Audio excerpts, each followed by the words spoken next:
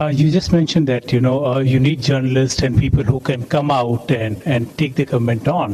With this whole digital surveillance happening and the government looking at it, how can freedom of press stem the tide of surveillance? Yeah, so this is a difficult challenge because it's very much an unfair fight. On one side, you have governments with spy agencies and armies. On the other side, you have companies with their billions. And on the public side, you have a few journalists working at newspapers that don't have very much money, right? But what they do have is the truth. And that's something that can't be changed, right? We need journalists in a free society, not to simply write down what the government says or what a company says and report that. That's not reporting, that's not investigation, that's note-taking, right?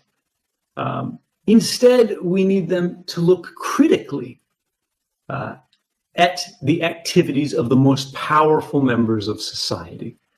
We need them to work adversarially against these people and go, are they really telling the truth? And then find out what the truth is, and then tell the public that. Because this is how they become more powerful. Newspapers fundamentally should be a public service. But it's important to remember that newspapers can't work without sources. People inside these organizations, governments and companies, who are willing to talk to journalists, tell them where the truth is and where the lies are, and do this safely. If we don't have this, which is a real possibility in India without the efforts of groups like Amnesty International that are trying to create new whistleblower protections, we will run out of sources of information when the public needs them the most. So this, I'm the president of a group called the Freedom of the Press Foundation. We take for granted a lot of times that newspapers will continue to happen, that we will have reporters, that we will always have people looking for the truth, right?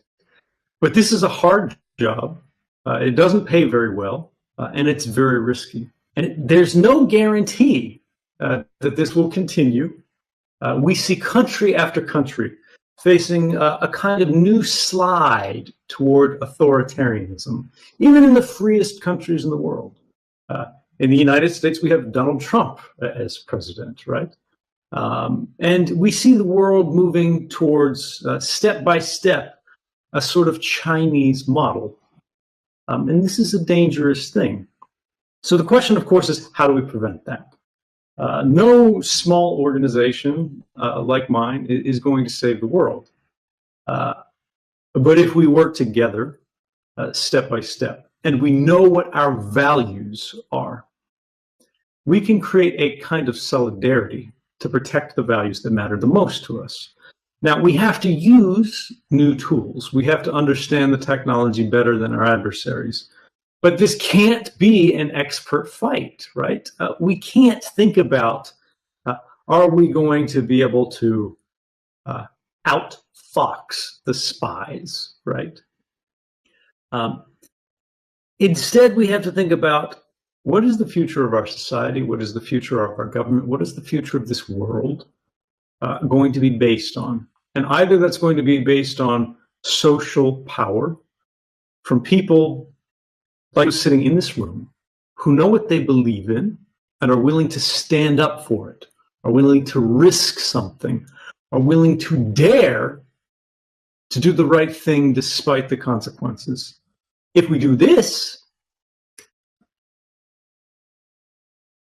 if we make sure that those who interfere with the works of journalists are punished, and if we make sure those journalists who stand up and do reveal the truth at great cost who are suddenly facing retaliation do not face it alone, we can create a system of incentives, right? A blanket of safety that protects all of us by not focusing on individuals, but focusing on movements, by protecting values, by protecting rights. We can make sure that the next generation doesn't just enjoy the rights that we ourselves inherited that are coming under attack now. They actually enjoy more rights, new rights.